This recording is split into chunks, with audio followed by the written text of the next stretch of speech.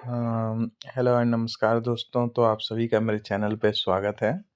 आज की इस वीडियो में मैं आपको बताने वाला हूँ कि किस प्रकार से आप जो पीएफ का इंटरेस्ट है उसे आप कैलकुलेट कर सकते हो। तो वीडियो के एंड तक बने रहें और चैनल को अगर आपने सब्सक्राइब नहीं किया है तो चैनल को सब्सक्राइब करें, वीडियो को लाइक करें, कमेंट सेक्शन में अपना ओपिनियन ज़रूर डालें।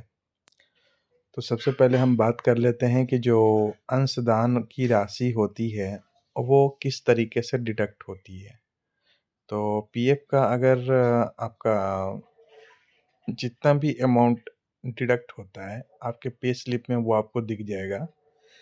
सेम उतनी ही राशि आपकी कंपनी के द्वारा भी जमा की जाती है। मतलब जितना भी आपका पीएफ जो कटता है वो दोगुना पैसा जो होता है, एक आपके तरफ से पे किया जाता है और एक कंपनी के तरफ से पे किया जाता है। तो कुल 2 अंशदान होती है। ये आपको 3 भागों में डिवाइड होता है। सबसे पहला होता है आपका एम्प्लॉयी शेयर, जो आपके पैसे जो सैलरी है उससे डिडक्ट होता है। दूसरा होता है आपका एम्प्लॉयर शेयर और तीसरा होता है एनपीएस जो होता है दोस्तों, पेंशन। तो पेंशन के लिए कुछ पैसा जमा होता है, ठीक है। तो टोटल 3 पार्ट्स होते हैं।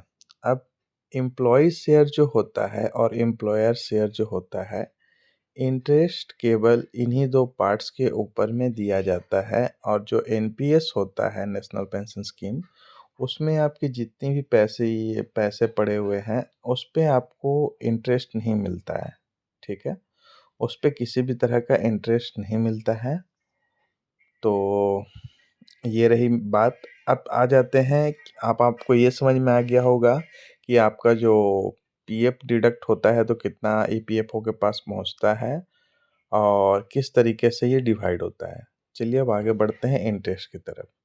तो ईपीएफओ क्या करती है कि मंथली वाइज आपका इंटरेस्ट कैलकुलेशन होता है। फॉर एग्जांपल, सपोज 8% जो है वो ईपीएफओ ने रेट को तय किया है। तो वो किस प्रकार से इंटरेस्ट जो है वो कैलकुलेट होगी।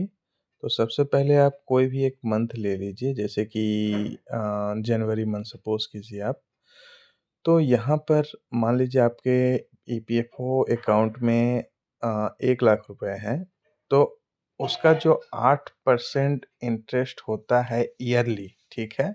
उसका 8% आप इंटरेस्ट निकाल दीजिए, मतलब 8000। उसको आप 12 से डिवाइड कर दीजिए, ठीक है। 8000 को आप 12 से डिवाइड कर दीजिए, तो जो भी अमाउंट आएगा ये आपका हो जाएगा उस मंथ का इंटरेस्ट।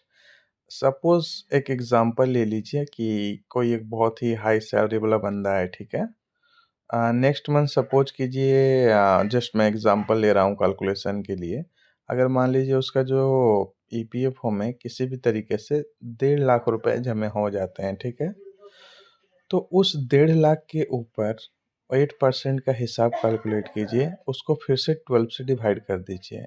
ये हो जाएगा उसके फरवरी मंथ का।